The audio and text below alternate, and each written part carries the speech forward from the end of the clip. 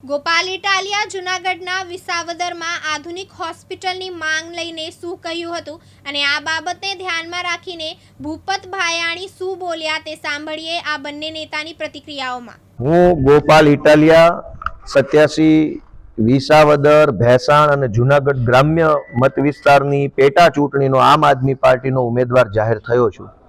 છેલ્લા ઘણા દિવસોથી હું આ પંથકના અનેક ગામડાઓમાં ફરી રહ્યો છું, રૂબરૂ જઈ રહ્યો છું, લોકોને મળી રહ્યો છું, એમની સમસ્યાઓ જાણી રહ્યો છું, એમની સાથે વાર્તાલાપ કરી રહ્યો છું। જ્યારે અનેક ગામડાઓમાં મેં પોતે પ્રવાસ કર્યો ત્યારે જનતા પાસેથી સાંભળેલી વાત પ્રમાણે આ વિસ્તારમાં હજારો સમસ્યાઓ છે, પરંતુ તે હજારો કરતાં પણ સૌથી મોટી સમસ્યા એ છે કે વિસાવદરમાં કોઈ સરકારી દવાખાનું જ નથી જે સારું કહી શકાય, વ્યવસ્થિત કહી શકાય કે લોકોએ સારવાર કરાવી શકે। ત્યાં આ વિસ્તારમાં ખેડૂતોને રાત્રે કોઈ જંગલી જાનવર હિંસક હુમલો કરે કે આ વિસ્તારના ખેડૂતોને કોઈ ઝેરી જીવજંતુ કરડી જાય કે આ વિસ્તારમાં કોઈ બેન દીકરી સગર્ભા હોય અને ઇમરજન્સી જરૂર પડે કે આ વિસ્તારની અંદર કોઈ એક્સિડન્ટ થયો હોય કે અન્ય કોઈ એવી આકસ્મિક ઘટના બને કે જેમાં કોઈ આરોગ્યલક્ષી સારવારની જરૂર પડે તો વિસાવદરમાં કોઈ સરકારી દવાખાનું, કોઈ ડોક્ટર, કોઈ સાધન, કોઈ સુવિધા નથી। એ ભાજપ માટે શરમનો વિષય છે, ભાજપના નેતાઓ માટે નીચા જોયાનો વિષય છે। આટલા બધા નેતાઓ બનીને ફરે છે પણ વિસાવદરમાં એક દવાખાનું કે સારો ડોક્ટર કે સારું મશીન નથી, એ ડૂબી મરવા જેવો વિષય છે। અને એટલે આ વિસાવદરની પેટા ચૂંટણીના અનુસંધાનમાં ચૂંટણીલક્ષી કાર્યક્રમ કરવા માટે, ભાજપનો કંઈક પ્રચાર કરવા માટે મુખ્યમંત્રી વિસાવદરમાં આવી રહ્યા છે એવા સમાચાર મને મળ્યા છે।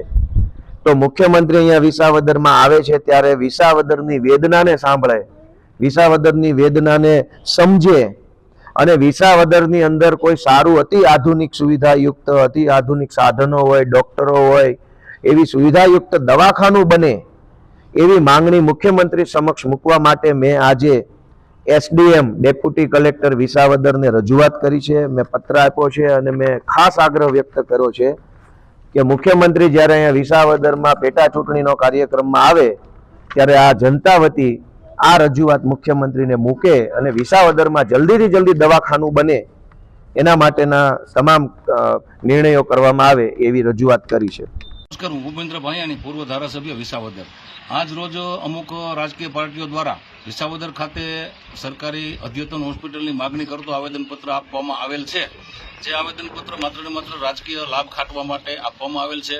મિત્રો, હું આપને જાણકારી આપવા માંગુ છું, વિદિત કરવા માંગુ છું કે વિસાવદર ખાતે 100 બેડની અતિ આધુનિક અને અતિ આધુનિક મશીનરી સાથેની હોસ્પિટલ સરકારશ્રીએ મંજૂર કરી દીધેલ છે ઘણા સમયથી, પરંતુ એની જમીન સંપાદનની અને જમીન ફાળવણીની પ્રક્રિયા હાલ શરૂ છે અને જમીન સંપાદનની પ્રક્રિયા જ્યારે પૂર્ણ થશે ત્યારે સરકારશ્રી દ્વારા ખૂબ જ નજીકના સમયમાં હોસ્પિટલનું કામ શરૂ થવાનું છે।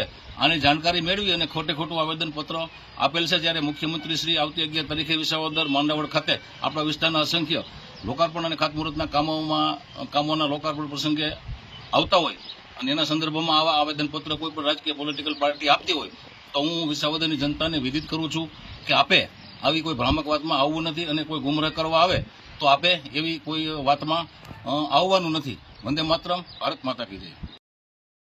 પ્રકાશ દવે સાથે અગ્નેશ ભટ્ટ, દિવ્યાંગ ન્યૂઝ, જૂનાગઢ।